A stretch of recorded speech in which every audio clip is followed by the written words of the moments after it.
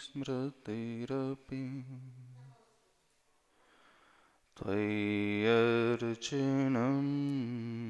चापि ते हस्तावञ्जलयकथा श्रुतिरतः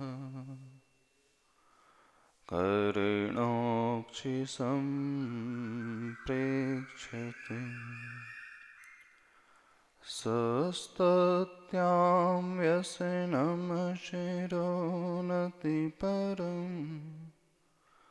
सेवीदृशीन ते तेजस्वी सुजनोऽहमेव सुकृती तेनैव तेजः पते तेनैव तेजः पते। बोले देवादिदेव अतिशयकारी श्री चिंतामणि पार्श्वनाथ भगवान की। संत शिरोमणि आचार्य गुरुवर विद्यासागर जी महाराज की। पूज्य निर्यापक मुनि पुंगव श्री सुधा सागर जी महाराज की। मुनि श्री प्रणम्य सागर जी महाराज की।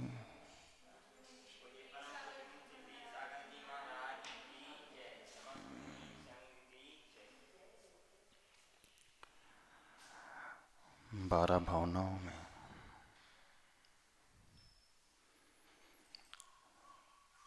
एकत्व भावना के पश्चात अन्यत्व भावना आती है।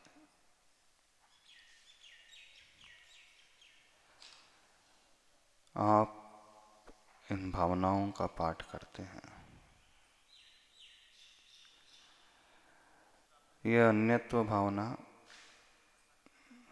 बहुत महत्वपूर्ण भावना है।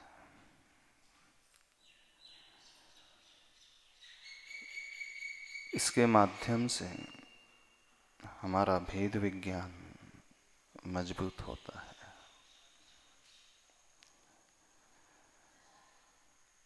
इस भावनाओं को भाने से मन में उठने वाले संकल्प विकल्प, राग और द्वेष की जो भावना भीतर पैदा होती है किसी व्यक्ति को देख करके, किसी प्रतिकूल परिस्थिति के मिलने से चिंता पैदा होने लगती है, डर पैदा होने लगता है। इन सारी प्रॉब्लम्स का समाधान इस अन्यत्व भावना में समाहित किया हुआ है। इसका स्वरूप जो समझ लेगा, कितने भी विकल्पों में क्यों ना हो, वो बहुत जल्दी निर्विकल्प हो जाएगा। बाहर कितनी भी अधिक परेशानी क्यों ना हो, वो बहुत जल्दी शांत हो जाएगा। वो परिस्थिति उस पर हावी नहीं होगी। जीवन में कई बार ऐसे मोड़ आते हैं, व्यक्ति उद्वेलित हो जाता है। कई बार वो राग से प्रभावित हो जाता है, किसी से आकृष्ट हो जाता है। कई बार किसी को देख करके उसमें वैर की भावना पनपने लगती है, ईर्ष्या और क्रोध भड़कने लगता है। देखते ही पुरानी घटना याद आने लगती हैं। मन संकल्प विकल्पों से भरने लगता है। जब जब ऐसी परिस्थिति निर्मित हो तो उसका बहुत अच्छा समाधान इस अन्यत्व भावना में भरा हुआ है, बशर्ते हम इसके स्वरूप को अच्छे से समझ लें। वैसे आप लोग कहते अवश्य हो, क्या कहते हो? जहां देह अपनी नहीं तहां न अपनों कोय, यही कहते हैं। यस्यास्ति नैक्यं वपुषापि सार्धं तस्यास्ति किं पुत्र कलत्र मित्रम। सामायिक पाठ में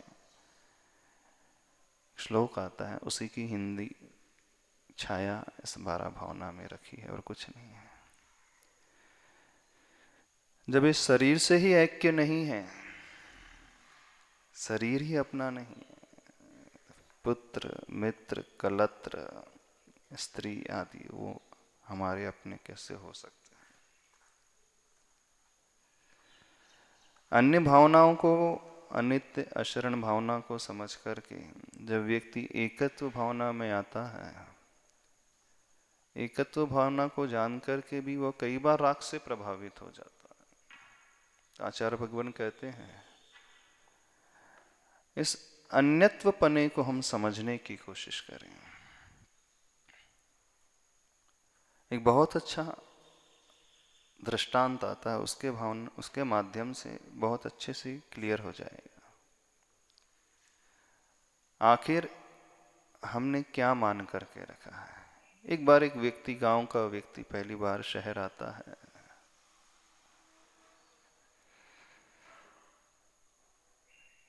मिठाई की दुकान में आता है, तरह तरह की मिठाइयाँ उसे नजर आती, पहली बार उसने देखा था, उसका जी ललचा जाता है। बहुत सारी मिठाइयाँ खरीदता है, कुछ वहीं पर खाता है। 1000 रुपए का नोट लेकर के आया था। सवेरे सवेरे उसके पास पहुंच गया। चूंकि उसके पास चिल्लर नहीं थी तो उसने उसके 1000 के नोट को रख लिया, कुछ मिठाइयाँ उसे दे दी। जब उसने बाकी बचे हुए पैसे मांगे तो उसने कहा कि देखो, आप तो गांव से आए हो, इधर घूमने के लिए आए होंगे। हाँ। बोले अभी मेरे पास चिल्लर नहीं है, जब तुम घूम लो इस शहर को और अपने गांव लौट करके जाओ शाम को, तो आकर के ले लेना।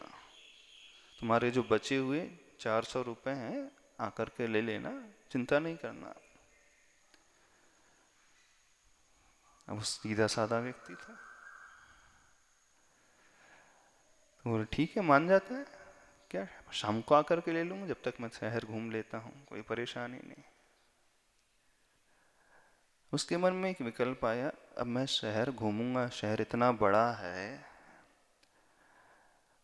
इतनी सारी यहाँ दुकानें, इतने बड़े बड़े मार्केट हैं, अब यहाँ से निकल जाऊंगा तो इसे पहचानूंगा कैसे। तो उस मिठाई की दुकान में भी खड़ा था, तो बोले इसकी पहचान तो मुझे करना चाहिए, कैसे पहचानूं। तो उस दुकान से बाहर देखता क्या है, वहीं पर एक गाय खड़ी थी, सफेद रंग की एकदम। अब वो अपने मन में पहचान बैठा लेता है। क्या पहचान बनाता है? हाँ, ये गाय खड़ी है, शाम को मुझे आना है, तो मैं दुकान को कैसे पहचानूंगा? इस गाय के माध्यम से पहचान लूंगा। अब उसने दुकान से बाहर झांक करके देखा, ये गाय खड़ी थी। ठीक है, अब वो चले जाता है, भला मानस रहता है, चला जाता है, सवेरे से शाम तक घूमता है। और जब शाम आती है, चिंता तो थी, पैसे लेना है वापस, 400 रुपये लेना है। ढूंढते ढूंढते आता है, उसे गाय कहीं नजर नहीं आ रही। खूब देर तक चलते रहता है। वो क्या देखता है, वो सफेद गाय बैठी है। जैसे उस गाय को देखता है, हाँ ये तो वही गाय है। हाँ भैया, अब गाय के सामने जो दुकान थी उससे मुझे पैसे लेना है वापस। अब वो गाय जाकर के बैठ गई थी एक दर्जी की दुकान के सामने। तो सीधे वहां पहुंच जाता है। बोले वो 400 रुपये दो, आपने कहा था शाम को ले लेना। दर्जी बोले किस बात के 400 रुपये? बोले सवेरे मैंने यहीं से मिठाइयाँ ली थी और आपने ही कहा था शाम को पैसे ले लेना बचे हुए। दर्जी बोला तुम्हें दिखाई नहीं देता ये दर्जी की दुकान है कि मिठाई की दुकान है? बोले सुना था मैंने शहरों में बहुत चालाक लोग होते हैं, तुम्हें पैसे नहीं देना हो तो तुमने दुकान ही बदल ली। तुमने दुकान ही बदल ली। मिठाई की दुकान छोड़ करके मेरे 400 रुपए के पीछे तुमने दर्जी की दुकान कर ली। वो सोचता है कि बड़ा अजीब व्यक्ति है, पहली बार ऐसे व्यक्ति से पाला पड़ा, इतनी जल्दी कोई दुकान बदल सकता है? बोले अच्छे से देखो, ये दर्जी की दुकान है, कहां से बदलूंगा मैं? तो कितने वर्षों से मैं इसी दुकान को कर रहा हूँ, यहीं बैठता हूँ, यहीं कपड़े सिलता हूँ, तुम्हें कोई भ्रम हो गया है? बोले नहीं, भ्रम नहीं हुआ। मैंने सुना था अवश्य शहरों के लोग बहुत चतुर होते हैं, ठगने वाले होते हैं, आज देख लिया। 400 रुपए बचाने के पीछे दुकान ही बदल दी उसने, मिठाई की दुकान छोड़ करके दर्जी की दुकान कर ली तुमने कैसे जाना? बोले मैंने जाना, मैंने पहचान बनाई थी। बोले कौन सी पहचान? ये गाय जहां रहेगी उसी के सामने वाली दुकान से पैसे लेना है वापस। बोले ये भी कोई पहचान होती है? क्यों? उसने सही पहचान बनाई थी, गलत पहचान बनाई थी? क्या पहचान बनाई थी? जहां गाय रहेगी उसके सम्मुख जो दुकान है उससे मुझे बचे हुए पैसे लेना है। क्या गलती कर दी उस व्यक्ति ने, गांव के व्यक्ति ने क्या गलती कर दी थी? जो टेम्पररी थी, चलने फिरने वाली गाय थी, उसने उसे क्या मान लिया? ये तो परमानेंट है, यहीं रहेगी, ही मान लिया ना उसने। उसने बाहर की ओर झांका और उस टेम्पररी गाय को, जो स्थायी नहीं थी, उसने पहचान बना ली कि इस दुकान, गाय के सम्मुख जो दो दुकान होगी उससे पैसे लेना है। उसे क्या करना चाहिए था? पहचान ही यदि बनाना था दुकान की, तो कौन सी पहचान बनाता हो? गाय की पहचान बनाना उचित है? नहीं। तो कौन सी पहचान बनाना था? उस दुकान से बाहर निकलता और फिर दुकान की ओर झांक करके देखता, उसके साइन बोर्ड को देखता जो स्थायी लगा रहता, अथवा कोई उस दुकान की जो परमानेंट पहचान होती उसके कोई नंबर को देख लेता, एड्रेस को देख लेता। वो भीतर की ओर झांक करके देखता तो पकड़ में आ जाती कि नहीं यही दुकान है, इसी हलवाई की दुकान से मुझे बचे हुए पैसे लेना है। लेकिन उसने बड़ी गलती कर दी कि जो टेम्पररी थी उसको उसने स्थायी मान लिया, नहीं मान लिया। और जो स्थायी थी उसको उसने पकड़ नहीं पाया। ये गलती है ना। उसने उस दुकान में खड़े होकर के बाहर की ओर झांका और चलती फिरती वस्तु को, प्राणी को अपने दिमाग में फीड कर लिया कि यही पहचान है, आइडेंटिटी है इस दुकान की, यहीं से मुझे बचे हुए पैसे लेना। गांव का व्यक्ति था शायद, है ना, थोड़ा सा पढ़ा लिखा नहीं था, समझदार नहीं था। थोड़ा भी समझदार होता तो ये गलती शायद नहीं करता। संसारी व्यक्ति क्या कर रहे हैं? चलो हम आपसे पूछते हैं, आपकी पहचान क्या है? आपका एड्रेस कौन सा है? कौन सा एड्रेस है? किससे आपको क्या क्या लेना है? क्या पहचान बना करके रखी है? टेम्पररी की परमानेंट? जब जब टेम्पररी पहचान बनाई मानेंगे तब तक हमें धोखा होगा, धोखा खाना होगा। तो संसारी व्यक्ति ने अपनी पहचान किससे बनाई है? हाँ, शरीर से। उसका नाम क्या है? शरीर। हाँ, आपकी पहचान किससे है? जो टेम्पररी है उससे है कि जो परमानेंट उससे है? थोड़ा बताओ। सबकी पहचान, सबका एड्रेस टेम्पररी चीज से है। शरीर से वो अपने आप की पहचान करता है, कहता है कि मेरा नाम ये है, जबकि वो तो चलने फिरने वाला, नष्ट होने वाला उस गाय की तरह, जो अभी यहाँ खड़ी थी, शाम को 1 घंटे बाद कहीं और जा कर के बैठ जाएगी, खड़ी हो जाएगी। तो उस गांव के व्यक्ति जैसे यदि हम पहचान बना लें कि ये मैं हूँ अथवा ये मेरी वस्तु है, दो चीज से पहचान बनाता, दो चीज से वो कंफ्यूजन हो जा कर सकता है। अपने आप को जो अस्थिर स्वभाव वाला था उसको स्थिर मान लेता है, और दूसरों को भी बिल्कुल ऐसे ही मान लेता है जैसे दूसरे की मान। तो उस व्यक्ति ने, गांव के व्यक्ति ने गलती क्या कर दी थी, उसने बाहर की ओर झांका और उस पहचान को पकड़ लिया जो चलती फिरती थी। यदि वो भीतर की ओर झांकता तो वो बिल्कुल सही पहचान बनाता। संसारी व्यक्ति क्या करता है, बाहर की ओर देख करके पहचान बना रहा है। वो दुकान में खड़ा था और दुकान से बाहर झांक रहा था। अपन कैसे हैं, इस शरीर रूपी दुकान में खड़े होकर के बाहर झांक रहे हैं, है ना, इन विंडो से, इन खिड़कियों से, आँख की खिड़की से, कान की खिड़की से, नाक की खिड़की से, मुख की खिड़की से, स्पर्शन की खिड़की से बाहर झांकते हैं। और झांक करके जो दिख रहा है बाहर, क्या दिखता है, शरीर दिख रहा है। हाँ, तो इस शरीर को देख करके पहचान बना ली कि शरीर सो मैं हूं, नहीं हूं, ऐसी पहचान है ना। आपका नाम क्या है? हाँ, शरीर का ही नाम से है ना, गलत तो नहीं कह रहा है। उस व्यक्ति ने भी तो ही कहता था, दुकान खड़ा तो भीतर था लेकिन झांक बाहर रहा था। हाँ, किससे पैसे लेना है, जहां गाय खड़ी रहेगी उसके सम्मुख जो दुकान होगी उससे पैसा लेना है। किसको अपना मान रहे हो? एक तो इस शरीर के भीतर से बाहर झांक करके जो दिख रहा है ये शरीर, इसे अपना मान रहा है। और दूसरे, जो दूसरी दुकान दिख रही है ना, वो दर्जी की दुकान को उसने मिठाई की दुकान मान ली, नहीं मान ली। उस व्यक्ति से वो डिमांड करने लगा, बचे हुए 400 रुपए दो।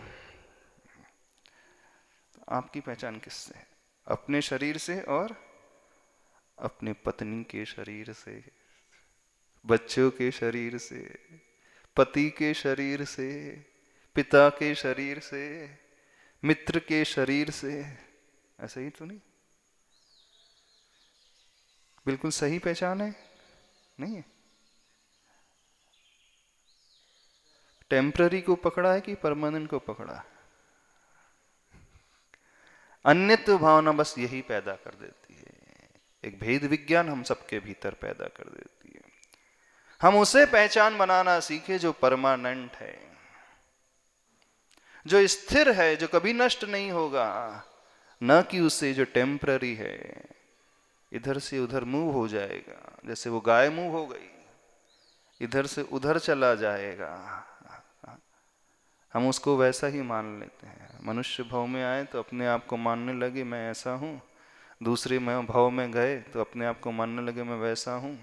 इस भाव में जो पत्नी मिली थी तो उसे पत्नी मानने लगे, दूसरे भाव में वही बेटी बन गई तो उसे बेटी मानने लगे। एक बात, या तो मिठाई की दुकान रहेगी, दर्जी की दुकान रहेगी, कौन सी दुकान रहेगी कि क्षण क्षण में बदल जाएगी, घंटों में बदल जाएगी, क्यों? तो इस भाव में जो पत्नी थी अगले भाव में बेटी बन गई, अब क्या करोगे? उसे पत्नी कहोगे कि बेटी कहोगे? हाँ कि पत्नी मानोगे? नहीं, पूर्व भाव की तो पत्नी थी, बिल्कुल सही बात है। अब इस भाव में वो बेटी के रूप में पैदा होगी, अब क्या करोगे? क्या करोगे? तो राग करोगे कि द्वेष करोगे? आपसे पूछ रहे हैं, बता दो क्या करोगे? वो 400 रुपये मांग रहा था, वो 400 रुपये दो, मेरे बचे हुए, सवेरे मैंने मिठाई खरीदी थी, 400 बाकी हैं। वो दर्जी लड़ाई कर रहा है, कहाँ का बेवकूफ़ पाला, किससे पाला पड़ गया। हाँ, इतनी सी भी पहचान नहीं है, दर्जी की दुकान है, मिठाई की नहीं है। आचार्य भगवान हम सबसे कह रहे हैं, कैसे बेवकूफ़ लोग हैं संसार के। कैसे बेवकूफ़ लोग हैं, अपनी पहचान या तो इस शरीर से मानते हैं अथवा पर के शरीर से मानते हैं। और जब जब व्यक्ति इस मिथ्या पहचान को करेगा तब तक वह नुकसान में रहेगा, वह राग और द्वेष में रहेगा। समझ में आ रही बात? नहीं समझ में आ रही? महाराज जी, बात तो थोड़ी थोड़ी समझ में आती है, लेकिन जब वो दिखता है तो ये सब बातें जो है ना, उपदेश सब गायब हो जाता है। और इसी कारण व्यक्ति के भीतर यदि या तो राग होगा अथवा द्वेष होगा। तो इस भेद विज्ञान को पकड़ने की हम कोशिश करें, समझने की कोशिश करें। आचार्य भगवान पूज्य गुरुदेव एक बहुत अच्छा श्लोक बोलते हैं, प्रतिदिन बोलते हैं, और इस श्लोक को पढ़ करके तुरंत समस्त विकल्प शांत हो जाते हैं। अचेतनम इदम दृश्यम अदृश्यम चेतनम ततः क्वरुष्यामि क्वतुष्यामि मध्यस्थो हम भवाम्यतः। क्या अर्थ हुआ? अचेतनम इदम दृश्यम, जो दृश्य मुझे दिखलाई दे रहा है संसार का, वो कैसा है? अचेतन है। और जो चेतन है वो अदृश्य है। अचेतनम इदम दृश्यम अदृश्यम चेतनम तथा। चेतन दिखाई देता है, आत्मा दिखाई देती। जो दिखाई दे रहा है वो अचेतन है, वो जड़ है, और जो चेतन है वो दिखाई दे रहा नहीं। दिखता है चेतन? किसी की आत्मा दिखती? नहीं दिखती। तो फिर जब चेतन तत्व दिखाई दे ही नहीं रहा, तो फिर क्वरुष्यामि क्वतुष्यामि, किस पर तो मैं रोष करूं, किस पर मैं तोष करूं, किससे मैं द्वेष करूं, किससे मैं राग करूं। ना राग करना है ना द्वेष करना है। मध्यस्थ हो हम भवाम्यता, मैं मध्यस्थ हो जाता हूं। यानी मध्यस्थ मतलब न्यूट्रल, ना इधर डेविएट होना ना उधर डेविएट होना है, ना राग ना द्वेष, एकदम समता में, साम्य भाव में, न्यूट्रल। समझ में आ रही बात? नहीं आ रही? आचार्य भगवान ने बहुत सुंदर हाइकू लिखा है। मैं खड़ा न था, मैं खड़ा न था, देह को खड़ा कर देख रहा था। क्या अर्थ हुआ? मैं खड़ा न था, देह को खड़ा कर देख रहा था। यानी मैं खड़ा नहीं था, इस देह शरीर को खड़ा करके मैं देख रहा था। जब जब मन में राग अथवा द्वेष पैदा होने लगे तो क्या देखना, क्या चिंतन करना? इस टेम्पररी वस्तु को छोड़ करके परमानेंट की ओर दृष्टि लेकर के आ जाओ। यानी उसे देखने की कोशिश करना जो अदृश्य है, वही सब कुछ है। उससे हमारे विकल्प तुरंत शांत हो जाएंगे। यानी माइंडफुल एक्टिविटी होना चाहिए।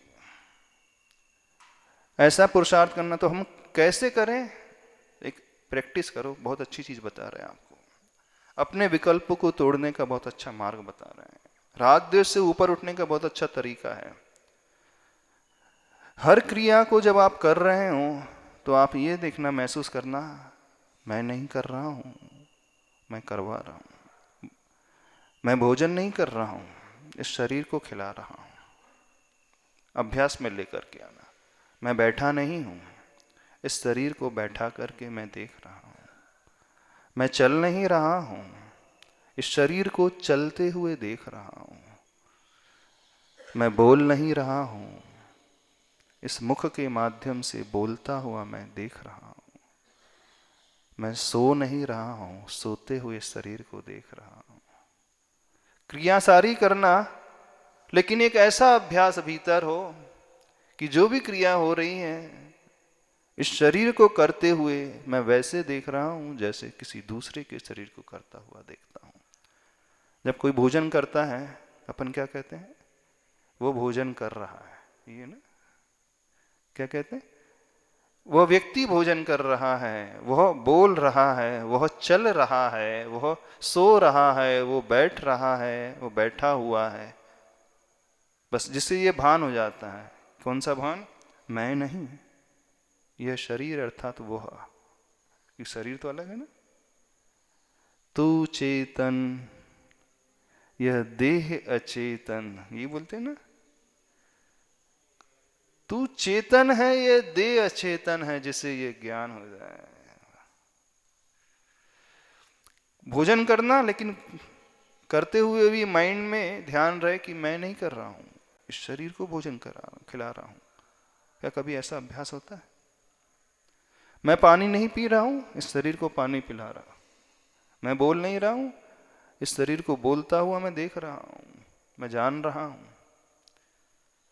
तो जैसे ही ये अभ्यास भीतर होने लगेगा तो तुरंत हमें ये भेद प्रकट हो जाएगा कि करने वाला कोई और है, यह शरीर दिख रहा है, ये अचेतन है, और करने वाला चेतन है, वह शरीर के भीतर है, वो दिखाई नहीं देता। जैसे मेरा चेतन मुझे नहीं दिखता, वैसे ही पर का चेतन भी नहीं दिखता। मेरी आत्मा मुझे नजर नहीं आती, पर की आत्मा भी नजर नहीं आती।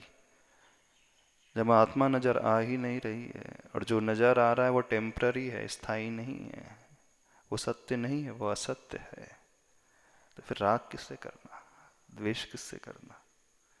दृष्टि जैसे ही पर्याय को गौण कर द्रव्य की ओर जाएगी, और द्रव्य सबका एक जैसा, चाहे वह स्त्री का हो चाहे वह पुरुष का हो, आत्मा सबकी एक जैसी। आत्मा में स्त्री पुरुषपना नहीं होता कभी, इस बात को समझ ध्यान रखना।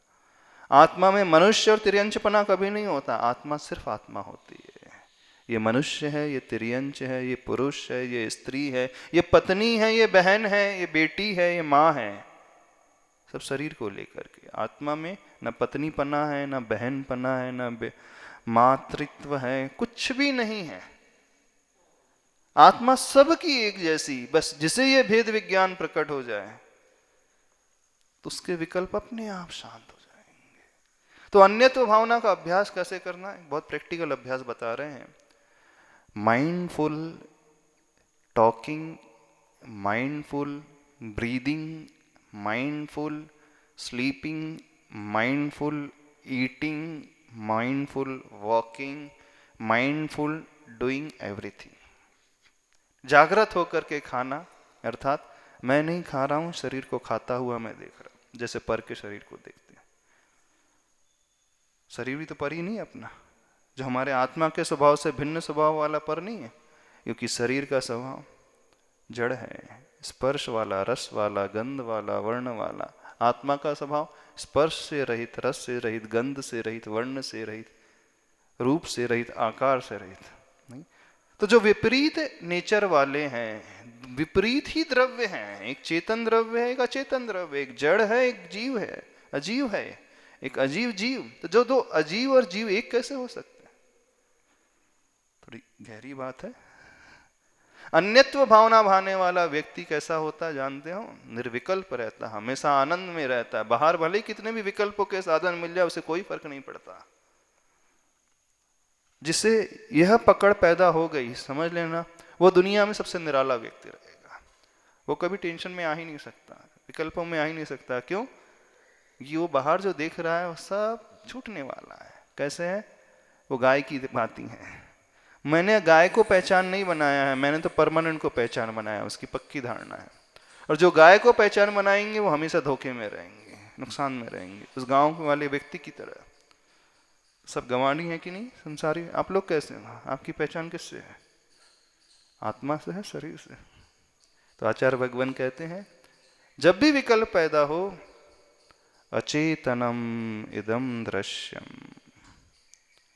अदृश्यम चेतनम तथा। यह दृश्य दिखाई देने वाला संसार सब कुछ जड़ है, अचेतन है। और जो अदृश्य है, जो चेतन है, आत्मा कभी दिखती नहीं। क्व रुष्यामी, यानी रोष किससे मैं करूं, कहां करूं? क्व तुष्यामी, मैं संतोष किस पे करूं? किससे मैं द्वेष करूं, किससे मैं राग करूं? माध्यस्थ हो हम भवाम्यता, तो मैं मध्यस्थ भाव को प्राप्त होता हूं, यानी न्यूट्रल भाव को, समता भाव को। कोई विकल्प नहीं, ना राग का ना द्वेष का। ये कैसे पैदा होगा? तो इस अभ्यास को करने से। अभ्यास 3 तरीके से करना है, शरीर से, वचनों से और मन से। तो शरीर से कैसा अभ्यास होगा? दिन भर की जो भी एक्टिविटी हो रही है, ये देखने की कोशिश करना कि मैं नहीं कर रहा हूं, शरीर कर रहा है। मैं शरीर को, इस एक्टिविटी को करते हुए देख रहा हूं, मैं देखने वाला हूं। वचन से एक प्रकार की प्रैक्टिस करें बोलने का कि मैं इस शरीर से रहित हूं, मैं 5 ही इंद्रियों से रहित हूं, मैं शब्दों से रहित हूं, मैं मन से रहित हूं, मैं आत्मा हूं। बोलें अभ्यास। और मन में ये भावना भाए हमेशा। फिर देखना चमत्कार, आपके जीवन में इस धारणा का चमत्कार देखना। बाहर कुछ भी क्यों ना होता रहे, आप निर्विकल्प रहोगे धीरे धीरे। तो माइंडफुल एक्टिविटी करना शुरू कर दे। अध्यात्म में आता है, वे साधु चलते हुए भी नहीं चलते हैं, बोलते हुए भी नहीं बोलते हैं, देखते हुए भी नहीं देखते हैं, खाते हुए भी नहीं खाते हैं, सोते हुए भी नहीं सोते हैं, क्रिया कर रहे हैं लेकिन कुछ नहीं कर रहे हैं। क्यों? खाते हुए भी नहीं खा रहे। हाँ बिल्कुल, खाते हुए भी वो उपासी आत्मा माने जाते हैं साधु। क्यों? क्योंकि वो शरीर, वो खा नहीं रहे, शरीर को खिलाता हुआ सिर्फ साक्षी भाव से देख रहे हैं। उससे राग नहीं, उससे द्वेष नहीं है, रसना इंद्री का विषय नहीं बना रहे, ग्रद्धता नहीं है। आहार जा रहा है, शरीर में जा रहा है चूंकि आवश्यकता है, इसलिए उससे अटैचमेंट नहीं, आसक्ति नहीं। कर सकते हैं इस अभ्यास को। क्या करना है? माइंडफुल ईटिंग, यानी भोजन करना है पर सोचना है कि ये रोटी, ये तो स्पर्शन इंद्री का विषय है, ये सफेद रंग की है, मैं इसके सिर्फ स्वाद को ले रहा हूं, उसमें आनंद नहीं मना रहा हूं। मैं जान रहा हूं इसकी मीठा स्वाद है, नमकीन स्वाद है, कड़वा स्वाद है, कषायला स्वाद है, मैं जान रहा हूं ना, इसमें मैं अच्छे की कल्पना कर रहा हूं ना बुरे की। यानी जो साक्षी भाव से परिस्थिति को देखना सीख जाता है, धीरे धीरे उसके राग द्वेष अपने आप शांत होने लगते हैं। अब आप कह सकते हो इससे क्या होगा? हम कहेंगे कि मैं बैठा नहीं हूं, शरीर को बैठा हुआ देख रहा हूं, इससे क्या हुआ जानते हो? तुरंत एक भेद विज्ञान प्रकट होगा कि शरीर अलग है और इस शरीर के भीतर रहने वाला मैं आत्म तत्व अलग हूं। मेरी पहचान शरीर से नहीं, मेरी पहचान स्थायी स्वभाव से है और वह आत्मा से है। प्रवचन हो जाएंगे, बहुत समय निकल जाएगा। ध्यान। तो कौन सा अभ्यास करना है? अन्यत्व भावना है, व्यक्ति को अंदर से झंझोड़ देती है। हम बता रहे हैं आपको, जो अन्यत्व भावना को अच्छे से भाने वाला व्यक्ति है वह पूर्ण निर्विकल्प आनंद में रहता है। क्यों? क्योंकि वस्तु के स्वभाव को जानने वाला होता है। तो अन्यत्व भावना 3 तरीके से, मन से, वचन से, काय से। इस अभ्यास को जो व्यक्ति प्रतिदिन करेगा, दूसरों को नहीं बताना है, सिर्फ महसूस करना है। आहार करते समय, भोजन करते समय मैं नहीं कर रहा हूँ, इस शरीर को खिला रहा हूँ। तो इसका प्रभाव क्या होगा? आपको फिर नमक कम भी मिलेगा ना, तो आपको ज़्यादा विकल्प नहीं होंगे। ठंडा भी भोजन मिल जाएगा, सब्जी ठंडी भी होगी तो कोई परेशानी नहीं होगी। क्यों? क्योंकि मैं थोड़ी खा रहा हूं, मैं तो इस शरीर को खिला रहा हूं। पर को यदि कुछ कष्ट होता है, खून निकलता, दर्द आपको होता है? तरीका बता रहे हैं राग को छोड़ने का, द्वेष को छोड़ने का। कोई व्यक्ति गिर गया, खून निकल रहा है, वेदना किसको हो रही है? आपको हो रही है कि उसको हो रही है? उसी को होती है वेदना, दर्द होता है। आपको क्यों नहीं होती? क्योंकि वो पर है, अन्य है। और यदि हम गिर जाएंगे तो वेदना हमें होगी। क्यों? क्योंकि यहां पर ऐक्य बुद्धि है। जैसे पर के गिरने पर हमें दर्द नहीं होता है, वेदना नहीं होती है, ऐसे ही ये शरीर जो व्यक्ति पर मान लेगा, चोट शरीर को लगेगी, चोट लगते हुए भी वो उससे निर्विकल्प रहेगा, ऊपर उठा हुआ रहेगा, क्योंकि वो देखेगा कि चोट तो शरीर को लगी। जैसे पर को लगने से मुझे दर्द नहीं होता है, ऐसे ही शरीर भी तो पर है, क्योंकि मैं तो चेतना स्वभाव वाला हूं। यानी इस बुद्धि को यदि हम भीतर ला लें तो अन्यत्व भावना क्या कह रही है? अन्यत्व भावना कह रही है हम उस पर और स्व को पहचान लें। पर को कुछ होता है तो हमारे भीतर कुछ भी उत्पन्न नहीं, फीलिंग उत्पन्न नहीं होती है, क्योंकि हमारे मन में धारणा है कि पर को लगे, बस। तो ऐसे ही ये धारणा यदि भीतर पैदा होगी, शरीर भी पर है, तो कोई फर्क नहीं पड़ेगा, कोई अंतर नहीं। यानी वो राग जो शरीर से एकत्व को लेकर के वो टूट जाएगा। एक राग है पर के शरीर के एकत्व को लेकर के होता है, उस राग को भी तोड़ना है, उस आसक्त भी को भी तोड़ना है। क्योंकि सब कुछ अन्न है, सब लोग अन्न है, वस्तु अन्न है, यहाँ तक कि शरीर भी अन्न है। और इन सब से मैं भिन्न हूं, अलग हूं, मैं आत्म तत्व हूं। तो अभ्यास 3 तरीके से करना है। शरीर से सारी क्रियाएं करना है, लेकिन मैं क्रिया कराते हुए देख रहा हूं, जान रहा हूं। वचनों से बोलना और मन के अभ्यास से। फिर देखना 6 महीने तक जो व्यक्ति इस अभ्यास को कर लेगा, 6 महीने तक कह रहे हैं रेगुलर करना है इस अभ्यास को, कि जो भी क्रियाएं कर रहे हैं, खा रहे हो, पानी पी रहे हो, बोल रहे हो, गुस्सा भी कर रहे हो,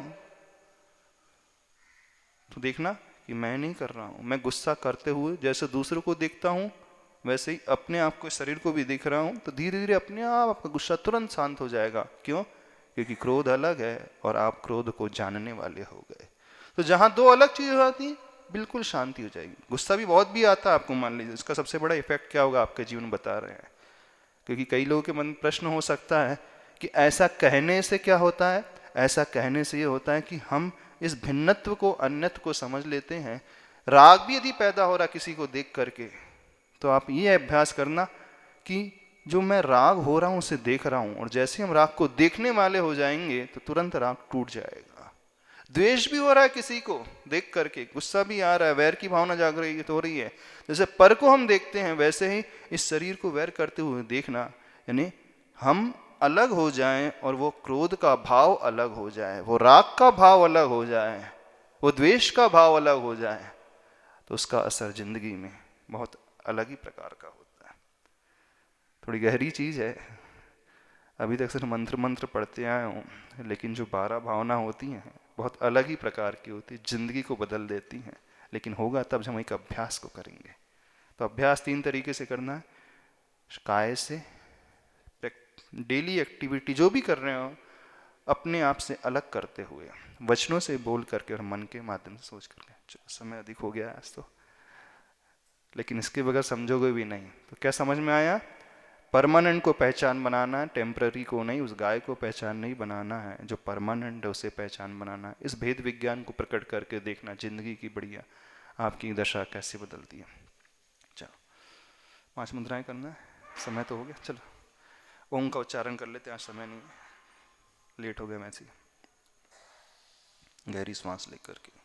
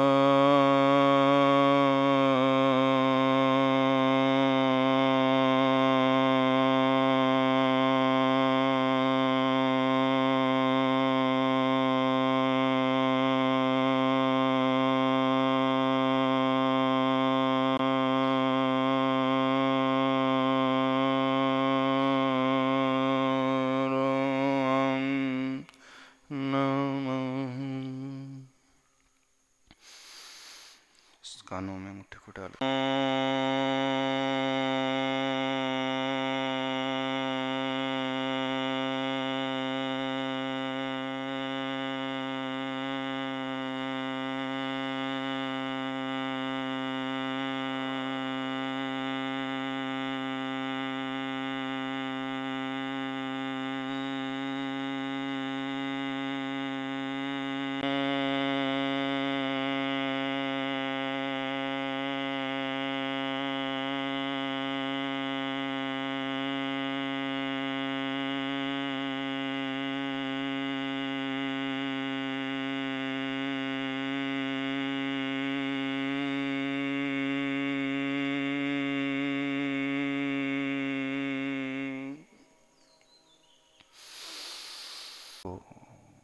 जानने की कोशिश करें। आज तक इस शरीर को ही मैंने अपनी पहचान बनाई है, यही मेरी सबसे बड़ी भूल है। परिवार के अन्य सदस्यों को तक लें, महसूस करें हमें श्वास लेने के लिए जिसने प्रेरित किया। जो श्वास ले रहा है, इस शरीर को आज्ञा दे रहा है, वो आखिर कौन है?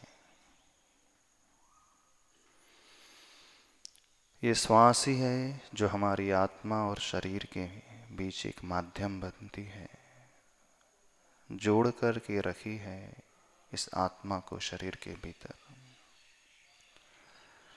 मैं मूल रूप से आत्म तत्व हूँ, इस शरीर के भीतर समाया हूँ। मैं चेतन तत्व हूँ। मैं ज्ञान दर्शन स्वभाव वाला, ज्ञाता दृष्टा भाव वाला। यह शरीर जड़ स्वरूप है, यह इंद्रियों वाला है, नष्ट होने वाला है, लेकिन मेरी आत्मा कभी नष्ट नहीं होने वाली है। जो सुन रहा है इन बातों को, आखिर वो कौन है? जो श्वास ले रहा है, आखिर वो कौन है? जो मुख से उच्चारण कर रहा है, आखिर वही मैं आत्म तत्व हूँ। मैं जानने और देखने वाला हूँ, ज्ञान दर्शन स्वभाव वाला हूँ। आज तक मैं विकल्पों को करके आया हूँ, अज्ञान के कारण इन समस्त विकल्पों को मैं छोड़ता हूँ इस ज्ञान को प्राप्त करके। अचेतनम् इदं दृश्यम्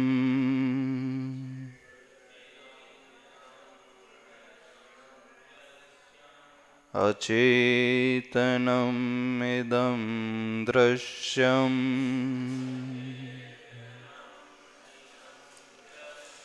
संसार का दिखाई देने वाला है सारा दृश्य अचेतन है, जड़ स्वरूप है। अदृश्यं चेतनं ततः अदृश्यं चेतनं ततः। मेरी चेतना अदृश्य है। ये संसार जो दिखाई दे रहा है, ये परिवार, जो लोग, मुझे उनका शरीर दिखता है, वह शरीर जड़ स्वरूप वाला है, अचेतन स्वभाव वाला है। और जो मैं चेतन स्वभाव वाला आत्म तत्व हूँ, वह दृश्यमान नहीं, अदृश्य रहता हूँ। काय रहितो हम, मन रहितो हम, आत्मस्वरूपो हम, ज्ञान स्वरूपो हम, दर्शन स्वरूपोऽहम्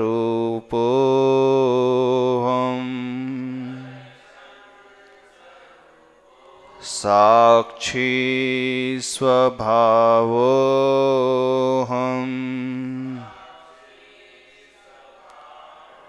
ज्ञाता स्वरूपोऽहम्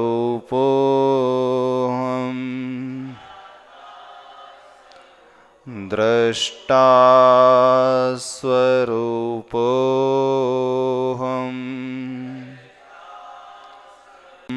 परम शांति। ओम अरहं परम शांति। ओम अरहं परम शांति। पूरी ऊर्जा को शरीर से स्पर्श करते हुए एक्सेस एनर्जी को संसार के कल्याण के लिए संप्रेषित करें। बोले चिंतामणि पार्श्वनाथ भगवान की, संत शिरोमणि आचार्य भगवान गुरुदेव विद्यासागर जी महाराज की। इस श्लोक को सभी लोग पढ़ना बहुत अच्छा रहेगा। विकल्प बहुत आसानी से जल्दी से शांत हो जाएंगे क्योंकि आज महाराज जी पारस चैनल आज 11 वर्ष का हो गया है। इस चैनल के माध्यम से लाखों लोगों तक जैन धर्म का प्रचार प्रसार हुआ है और लाखों लोगों को इस चैनल के माध्यम से फायदा हुआ है। तो इस चैनल पर आपके माध्यम से कुछ उद्बोधन। आचार्य भगवान हमेशा कहते हैं धर्म की प्रभावना में जितना रोल मुनियों का होता है उतना ही रोल श्रावकों का भी होता है। जैन धर्म का रथ जो है मुनि और श्रावक दो पहियों के ऊपर चलता है। दोनों ही पहिए जब व्यवस्थित होंगे उसके माध्यम से रथ बहुत अच्छे से चलेगा। आज वर्तमान में इस टेक्नोलॉजी के युग में जहाँ टेक्नोलॉजी के माध्यम से जैन धर्म का प्रचार प्रसार बहुत हुआ है, जब तक इलेक्ट्रॉनिक मीडिया नहीं था उस समय जैन धर्म को मानने वाले लोग तो थे, लेकिन बहुत सारे ऐसे लोग भी थे जिन्हें ये पता नहीं था जैन धर्म क्या होता है, जैन धर्म के सिद्धांत क्या होते हैं। उसी में प्रमुख भूमिका इलेक्ट्रॉनिक मीडिया ने बहुत अच्छे से निभाई है। तो जैसे टेक्नोलॉजी आ रही है, टेक्नोलॉजी के अनुसार हम अपने आप को हमेशा जागृत रखते हुए आगे बढ़ें और इस टेक्नोलॉजी का लाभ करके प्राप्त करके करा के दूसरों को अहिंसा मार्ग से जोड़ने की कोशिश करें। यही कार्य जो लोग निस्वार्थ भाव से कर रहे हैं वे सभी लोग आशीर्वाद के पात्र हैं।